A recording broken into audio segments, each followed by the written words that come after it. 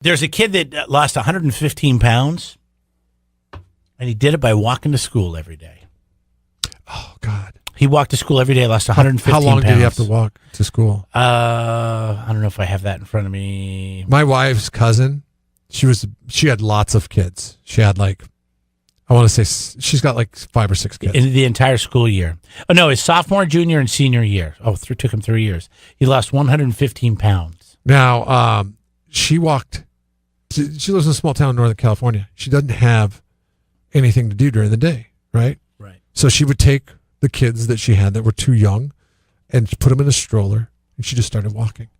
So she's like Forrest Gump of moms. She just kept walking. She walked to town? She walked all the way to Illinois. I'm just kidding.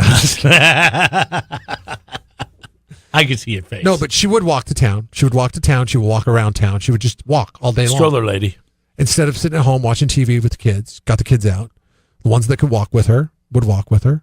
But most of them were in school except for the youngest baby, and she would stroller the baby. She would walk the kids to school and then just keep walking all day long until the kids were done with school. 7 miles a day. She lost, over the course, I think, of 10 months, she lost over 100 pounds. Wow. She was big. Yes, she was big. She needed it. Yes, well, she good for her. Absolutely did. And I saw, the next year I saw her. I saw her at a public gathering, and I didn't even know it was her. It was 7 miles, round trip is what it was that she was doing? Well, yeah, about 7 miles a day, because she got one of the Fitbits, so she knew what it was. Her route. You ever walk Bob Jones from the parking lot to Avila and back? I think it's 5 miles. I'm done, man. That's 5 miles? I'm done. That doesn't seem like it's 2.5 miles each way. That doesn't seem like it's 5 miles. Yeah, I think it is. My wife. That seems like nothing. I mean, literally a walk in the park. I'm pretty sure it's 5 miles because that's what she said. It was 2.5 miles there, and then it's 2.5 miles back. This is why golf is such people. I'll walk to Avila, and this is terrible. And she was training for that Susan G. Komen walk she did a couple years ago. That's in San Diego. So I'll go with you. Well, then by the time I got to Avila, I'm still over it. Did you Uber back to the beginning? I'm like, no, I would go to Custom House. Our car was parked back in the parking lot. I go to Custom House and get a Bloody Mary, and then I'd say, hey, come get me. So she turned around and walked back. She was okay with it. She was just glad I came out. I just couldn't hang. You came out for half the walk. I mean, but maybe if you didn't have to turn around and you could keep going. I walked all the way to Fat Cats once, and I thought, oh, man, I'm a superstar. That was 4 miles. Close to 5, probably. Yeah, close to not 5. quite 5, but I think that's a long trek. That's why golf is such a good sport, and people don't realize it. If you carry your own bag, if you don't get the cart, if you walk it, if you don't get the cart, because you end up walking 5 to 6 miles, depending on your skill level in the game of golf. When you walk a golf course, and think about a golf course, it's not just flat walking on the Bob Jones Trail where it's just a flat walk. You have a lot of elevation change. We were just sitting here we're always talking about at some point. Weight loss always comes up. I think everybody always wants to lose a little bit of weight. And so you're doing the 10 and 2 diet. Are you still doing that? Yeah. You eat at 10 o'clock and 2 o'clock? I kind of actually scaled it back. And I was started with something like that. Now I'm just trying to eat once a day at what time? 2 o'clock, about 2 o'clock. Yeah, that's when I get home, 3 o'clock. That's what I find myself doing. I find myself that's when I have time. Some days compressing those 10 and 2 times. Yeah. Yesterday, I didn't eat until 2. Yesterday, I did it. I did exactly what you're doing. 9 o'clock every morning. Oh, my stomach is just, but then it's fine. Once I get through by 9:30, I'm usually not hungry anymore. So funny. Stay busy. And you were just telling me that Jimmy Kimmel lost all his weight. You said by what? Just fasting for a whole day. I was listening to the Conan O'Brien podcast, and Jimmy Kimmel was on, which is, I know I probably shouldn't encourage you to listen to other things, but except for KZOZ, but I'm also realistic in this world.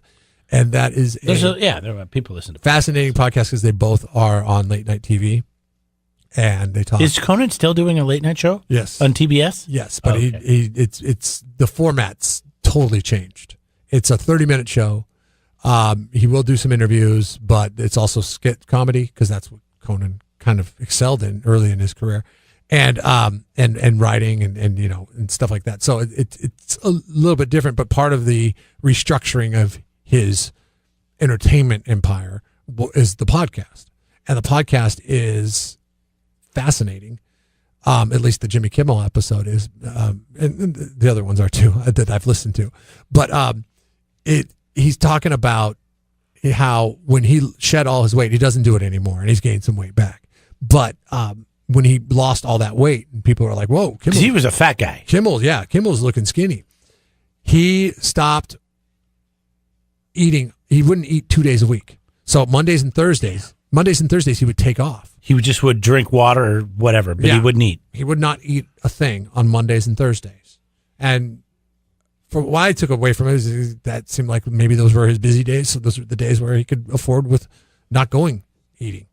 It's amazing if you just start small. Like I was trying this fasting thing, and it was tough. It was tough to get to 10 o'clock. But then, and you would always be calling me cranky. And then I got to 10 o'clock. I'm like, well, let's see if we can push it to 11. And then let's see if we can push it to 12. Yeah. And now I'm pushing it to 1 or 2 o'clock. And And you're not I'm not like wasting away or anything, but I have lost some weight from it. So we'll see how long we can, I don't know. It's the worst. The problem is once you can never go back, because as soon as you go back, you start putting weight on, like you said, he said. Yeah. You put weight on. Yeah, he said, or you got to work out. Once he went back, well, he said in the podcast that he started working out, and then that's what made him hungry, and that's why he broke his Monday through Thursday thing, and then he gained weight because he was back to eating on those 2 days a week. You said, you brought up a very good point. If you don't eat 2 days a week, you're cutting like 7,000 calories out of your diet. That's crazy. So you cut 7,000 calories out of your diet over the course of a year each week. It's gonna show. I guess if you could do 1 full day, you could do 2 full days. If I could just get through 1 day, but man, I tell you, I am starving by 2 o'clock, and it's just like I gotta eat. I gotta eat something. You're trying to eat something good. I'm just like, damn. And you're doing this keto thing. You're like, I'll eat a pack of bacon right now. Give me a pack of bacon and a side of brick of cheese. Don't buy that Costco bacon that's already cooked, because that stuff I find myself snacking on at the refrigerator. It really is. Subscribe to the Jeff and Jeremy podcast now on Apple Podcasts, Spotify, Google, and YouTube. It's your Central Coast commute-friendly podcast.